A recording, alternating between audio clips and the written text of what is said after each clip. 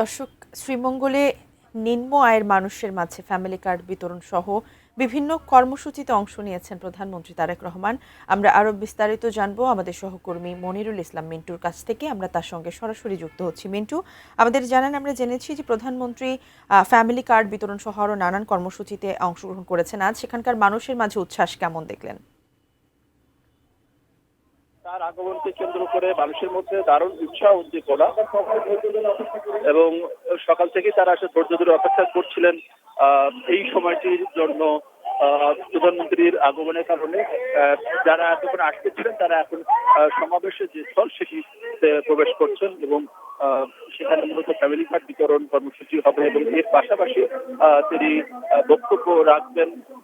এই এলাকার মানুষ আসলে তার আগমনকে কেন্দ্র করে নতুন করে উন্নয়নের স্বপ্ন দেখছেন। সেই স্বপ্ন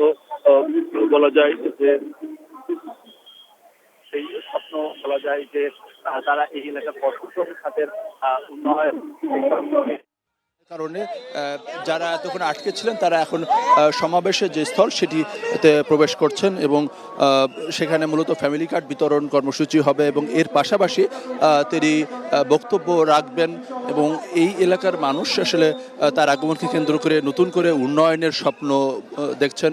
সেই স্বপ্ন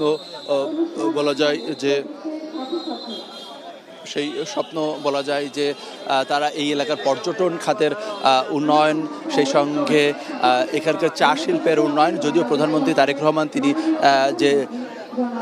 তার যে বক্তব্য বিশেষ করে শ্রীমঙ্গলে, সেই মঙ্গলে কিন্তু তিনি বলেছেন যে এই এলাকার আগামী 1 বছরের মধ্যে এখানকার চা শ্রমিকদের সবাই নারী প্রধান যারা তারা ফ্যামিলি কার্ড পাবেন এবং এর পাশাপাশি তিনি বলেছেন যে আগামী 1 বছরের মধ্যে সারা বাংলাদেশে 40 লাখ নারী প্রধান তারা ফ্যামিলি কার্ড তাদেরকে দেওয়া হবে। সেই সঙ্গে 40 লাখ কৃষককেও কৃষি কার্ড দেওয়া হবে এবং এবারে বাজেটে সেই ধরনের বরাদ্দ রাখা হয়েছে।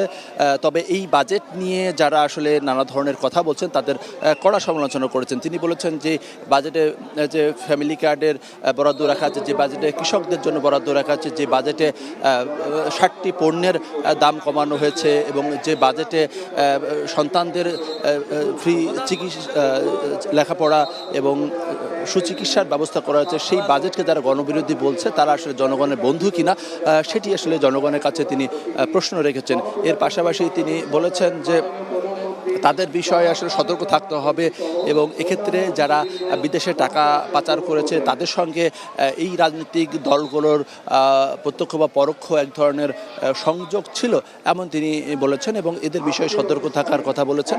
এর পাশাপাশি বলেছেন যে জনগণই আসলে বিএনপির শক্তি, সেক্ষেত্রে জনগণকে সঙ্গে নেই বিএনপি ঘোষিত যেসব কর্মসূচি রয়েছে সেই কর্মসূচিগুলো তিনি ধারাবাহিকভাবে বাস্তবায়ন করবেন আগামী 5 বছরের মধ্যে, তেমনটি বলেছেন। তো তিনি কিছুক্ষণ আগেই এই যে শ্রীমঙ্গল থেকে প্রায় 22 কিলোমিটার এই মৌলভীবাজার সদরে, সেই মৌলভীবাজার সদরের তিনি এসে পৌঁছালেন এবং এখনই এখানকার যে ফ্যামিলি কার্ড বিতরণ কর্মসূচি সেই কর্মসূচি সেটি শুরু হবে এবং এরপরে প্রধানমন্ত্রী তিনি যখন ফ্যামিলি কার্ড বিতরণ করবেন এবং বক্তব্য রাখবেন, আমরা চেষ্টা করব সরাসরি তার বক্তব্যে চলে যাওয়া এবং এইখানে